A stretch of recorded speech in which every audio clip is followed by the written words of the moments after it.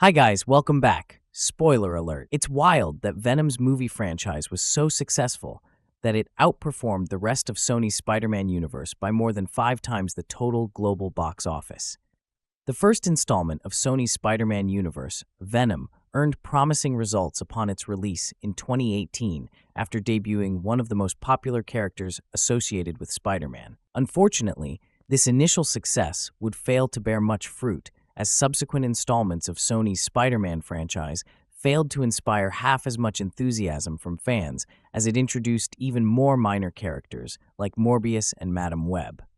This would lead to the apparent death of the franchise just 6 years later at the tail end of 2024 as Kraven the Hunter became its most catastrophic bomb yet.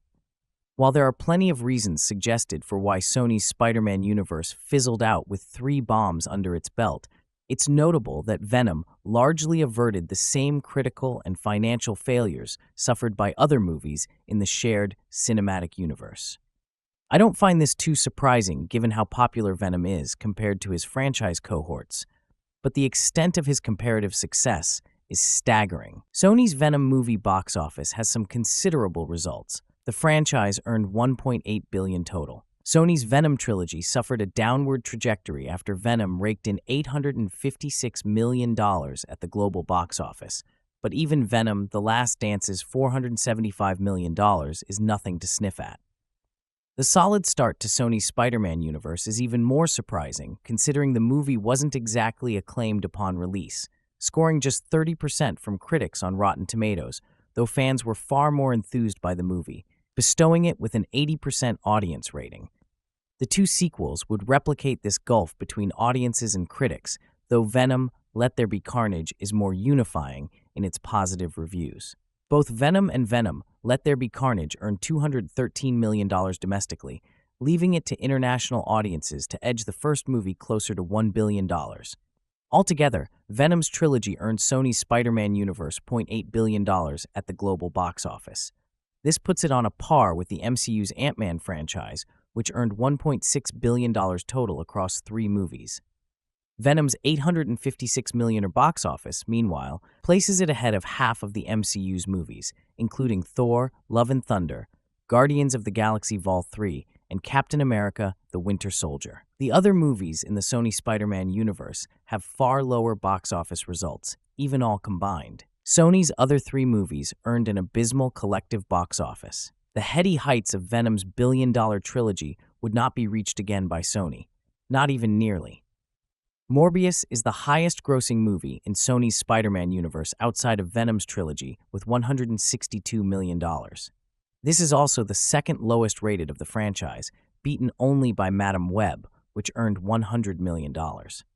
Given the consistently poor reception to Sony's Spider-Man universe, the writing was on the wall for the record-setting Kraven the Hunter, which earned just $59 million globally and heralded the doom of the franchise as a whole. Altogether, these movies earned just $322 million total. Not only does this fall excessively short of Venom's $1.8 billion, but it doesn't even measure up to the lowest-earning movie in the trilogy, Venom: The Last Dance. In fact, Venom's franchise earned 5.5 times more than Sony's other movies. For added context, the MCU's lowest-earning movie, The Marvels, earned $199 million globally, beating Morbius by over $30 million. The total earnings exceed only The Marvels and The Incredible Hulk, while the MCU's third lowest grossing movie, Captain America: The First Avenger, earned $370 million. While I find this to be particularly mind-blowing, I can't say that I'm entirely surprised. Why the Venom movies did so much better than the other Sony Spider-Man universe movies? Venom is way more popular than Sony's other characters. Put simply, Venom outperformed his franchise colleagues by virtue of his recognizability. Venom remains one of the most iconic characters from Marvel Comics and one of Spider-Man's most popular adversaries. With that in mind, I can't help but wonder if Sony's fortunes may have changed for the better had the studio opted to lean into any semblance of interconnected plots and featured Venom in any one of its other movies. Instead, Venom was seemingly killed off in his final appearance, which makes me wonder whether Sony ever intended for him to reappear in a future installment. Bolstering Venom's popularity is Tom Hardy's incredible star power and his celebrated portrayal of Eddie Brock in Venom.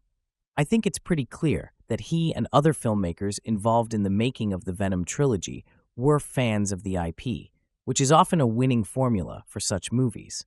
Ultimately, however, I can't skirt over the fact that the other movies in Sony's Spider-Man universe had a huge task in justifying their existence without Spider-Man, a task many believe they failed, ultimately helping Venom's franchise to blow them out of the water. Thanks for watching.